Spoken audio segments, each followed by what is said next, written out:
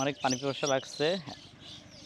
ওই যে ওখানে দেখতে পাচ্ছেন একটা হচ্ছে মেশিন চলতেছে, স্যালো মেশিন, যেটা দিয়ে মাঠে পানি দেওয়া হয়।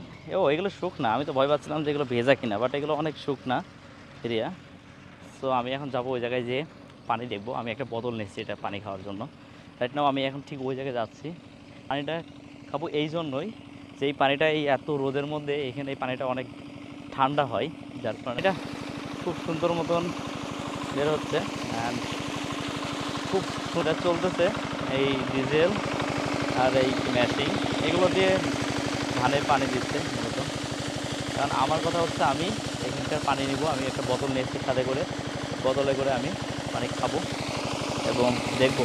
খুব কষ্ট হচ্ছে বুঝে, বাট তারপরেও আমি চেষ্টা করতেছি নেওয়ার জন্য। ফাইনালি এক্ষেত্রে আমি ভরতে পারছি পানি কিছু, আর এখান থেকে খাবো।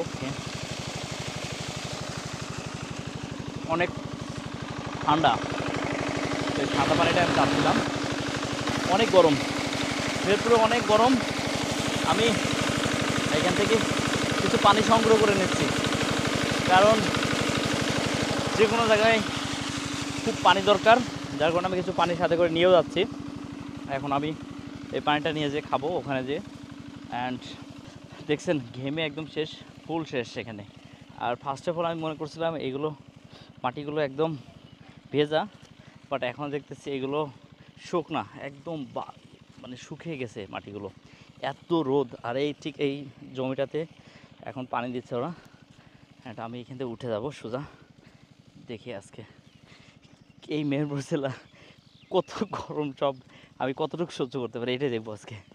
আমি ফুল রোদের মধ্যে আমি ঘুরে পাচ্ছি মাঠে মাঠে।